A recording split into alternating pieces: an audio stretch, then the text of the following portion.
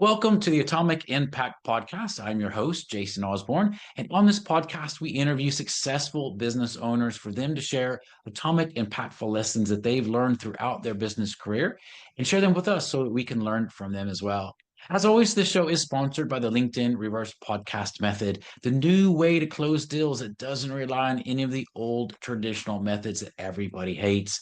We use this method to book 26 qualified leads and sales calls in 10 days without any ad spend, outreach, or endless social media posting. To find out more, direct message me on LinkedIn to have a chat. That's Jason A. Osborn, and the link to that will be in the show notes below. But on today's show, our special guest is Pete Wilkinson. He's the founder of Reclaro, which is a SaaS business helping businesses with strategy execution and nailing their goals. So, Pete, welcome to the show. And I want to start off with a question that I always love asking, which is this. If you were to somehow be able to go back in time to when you started your very first business, what's the number one piece of advice that you would give yourself?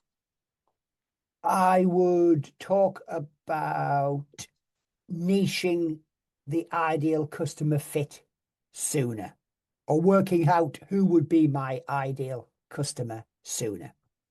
Yeah, Mm, that could have saved some yeah. time. Yeah, I agree with you. I think it does for most people as well.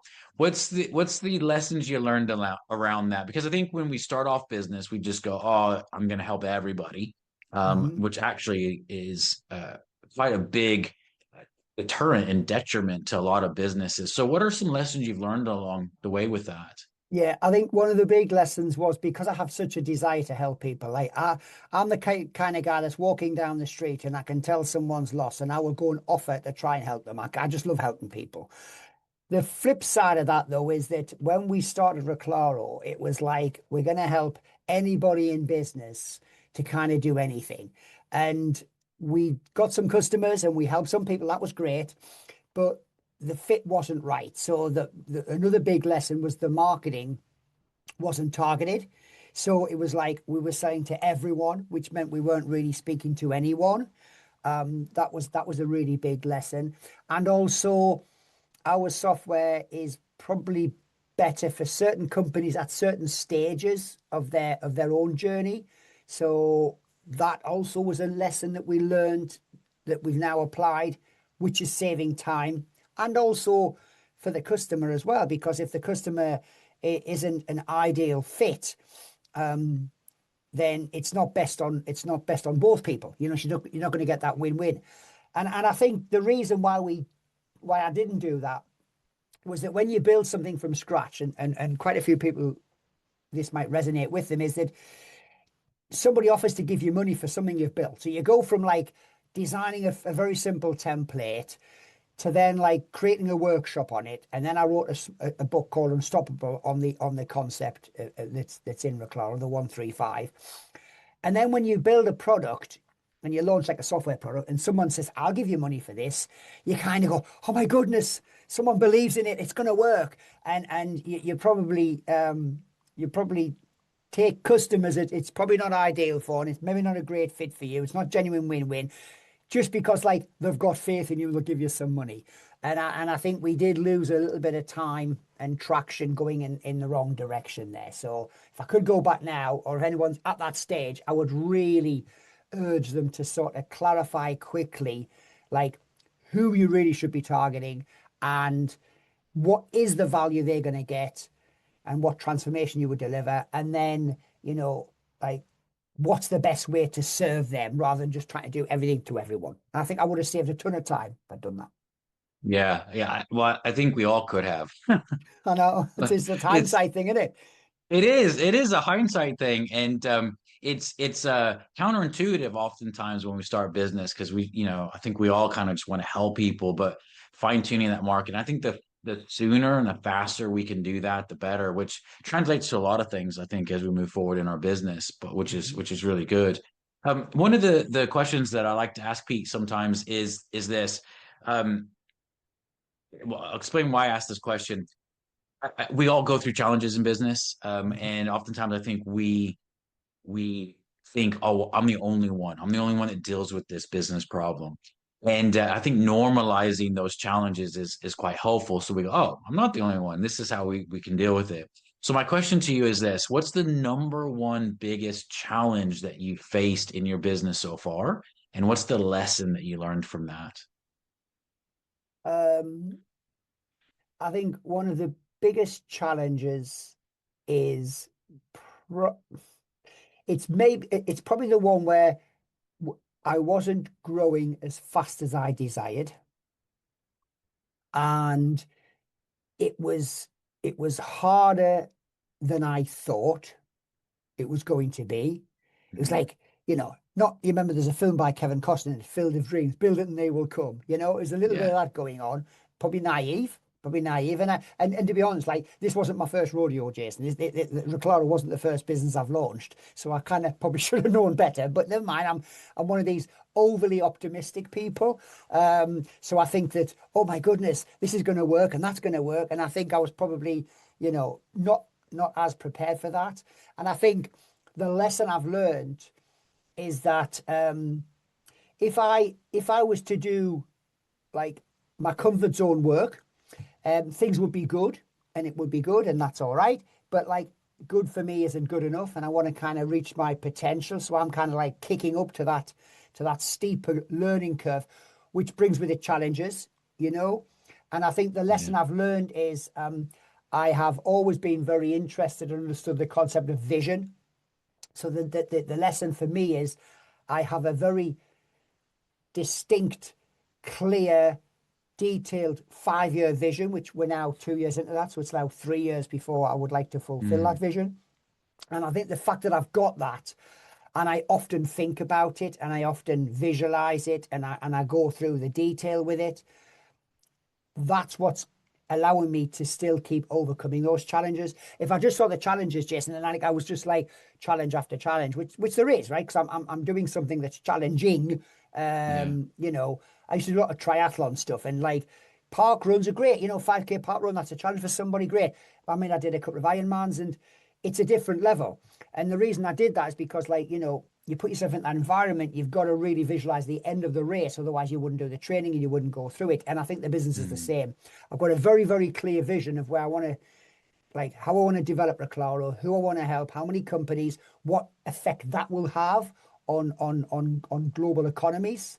Mm. And it's connecting to that vision is the lesson. And if I would really urge anyone watching that hasn't took the time to think about where they want to land in 3 years or 5 years time and have that really clear in their mind, because I often connect to that when I get a challenge. It's like, hey, it's a challenge right now, but let's look on a 5-year time scale. It's a blip. Let's keep it in perspective Mm. because that's where we're going.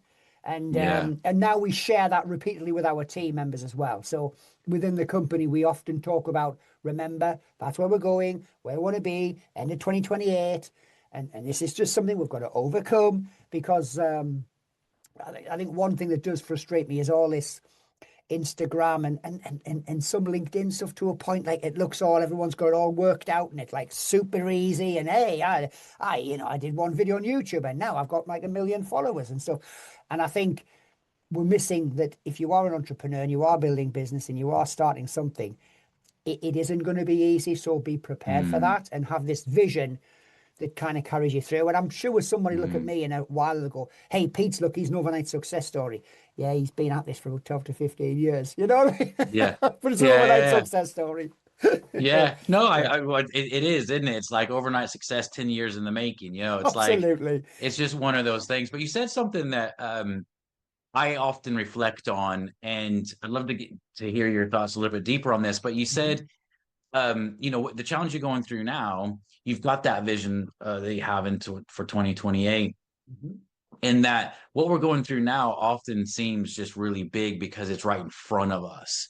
But Yes. if you were able to step back, which is what you were saying, you're able to step back from that immediate issue and go, well, hold on, in the grand scheme of things, Yeah. like we've got 3 more years. It's not like this one thing is going to be the be all and end all of everything, but and we can reflect back in life as well. And there's many, many reference points that we all have in life where we can see those areas in our life where at the moment in the moment it Mhm. seemed insurmountable. We look back Yeah. at now, it's like, oh yeah, I even forgot that happened.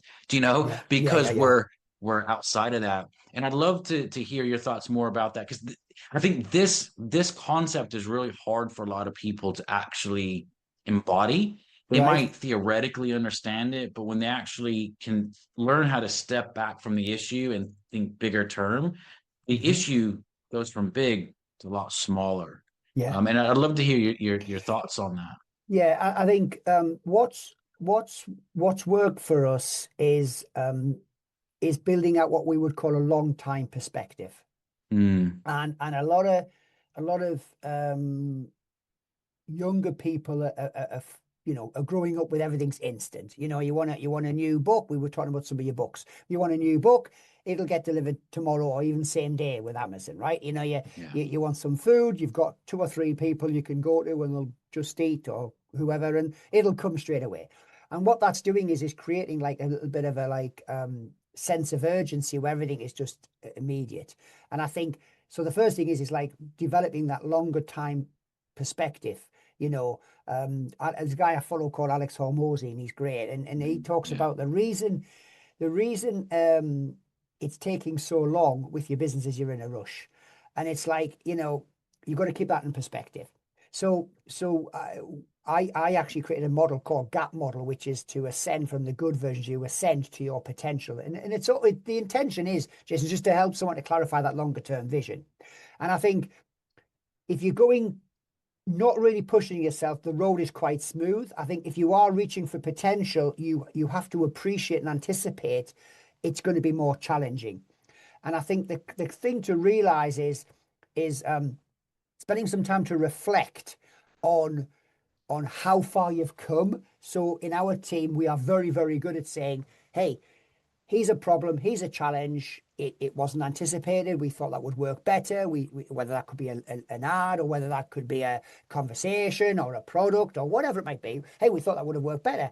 And still being able to go, yeah, it's a challenge. Let's zoom out and realize where we are because we've got a long time perspective. We've still got 3 years to go. But then also have that blend. And I don't know if we've got it right at the moment, but we are working on it where we go, yeah, but let's also spend a little bit of time looking at how far we've come, right? Yeah. All the lessons we've learned. And I think sometimes, um, really clever people overthink things. And I think for me, it's like, this is a challenge now. And, I remember reading that book by Carol Dweck, Mindset and the Power of the Word. Yet it's like, we just haven't figured out how to launch in a new market really well yet. We haven't learned how to get this feature launched for a customer yet. And it's that feeling of like, it's absolutely fine to make mistakes as long as we learn from them. Um, but I think we're in the realms now, Jason, of kind of almost like culture. And if you're a kind of solo entrepreneur, it's like your personal culture. Um, and the last thing I would say on this point is I've got this concept I call a time statement, which is a capital T, capital I, capital M, and a small letter E. And a time statement is something we've got some feedback from people on who use it. It's called it "This is me" statement. So it's like when you get these challenges, I think part of the problem is that we forget who we are. We Mm, magnify the size of the challenge, we forget how far we've come, what we've achieved in the past, and we look at this thing in front of us and go, oh my goodness, how am I going to overcome this challenge, this setback, this mistake, or whatever? And when I go and read my time statement, this is me statement, and I go, do you know what? This is who we are. This is what we've done. Come on. And I think yeah. it keeps it in perspective. And Yeah. you were saying about zooming out, weren't you? This thing looks like it's a mountain to climb, and say, yeah, but it's okay. We've already climbed 5 mountains. We'll just slow down. We'll take it bit by bit, and we've still got another 3 years before we get to the top of that mountain. So it's all part of the process. But this Yeah. this is Yeah. really easy when you've done it a few times. It's hard when it's your Yeah. first big challenge, and you look at it, you think, oh my Yeah. goodness, how am I going to do that? You know what I mean? Yeah. Of Well, each new level, there's new challenges, course and there they is. always seem big because you've never Uh-huh. faced them before, you Yeah, know? yeah, yeah, But I yeah. love that. It's a great perspective on that. And I love, Pete, the goal that you have, and just how you're focusing in on that, and a really clear reflection of how far you've come and where you're going with things, which is absolutely amazing. So, for people that are wanting to learn more about you, and just learn a little bit more about Reclaro and what you guys do, what's the best place for them to get in touch with you? Yeah, so the website would be reclaro.com. I'm Pete Wilkinson. I'm on LinkedIn. You can find me on LinkedIn. Is probably where I am most of the time. Or ultimately my email is pete@reclaro.com. We have loads of templates. We love helping people. So we've got loads of free templates and free things to kind of help people to get going. But I think, yeah, I mean, we love helping people, and you've obviously that's a big drive for you as well, Jason. It's like you just got to keep things in perspective. Just keep going. Remember why you're doing it and where you're going to get to, and spend a little bit of time looking at how far you've come. If you keep doing that, then you'll just keep going. That's the idea. Yeah, that's amazing. Well, I definitely recommend everyone check out Pete. Just listening to him, I'm sure you want to find out more about what he does. Very inspirational and can help you out a lot. So, Pete, thank you for being on the show. And as a reminder for everyone listening, this show is sponsored by the LinkedIn Reverse Podcast Method, the new way to close deals that doesn't rely on any of the old traditional methods that everybody hates. To find out more, direct message me on LinkedIn to have a chat, and the link to that will be in the show notes below. But until next episode, stay inspired.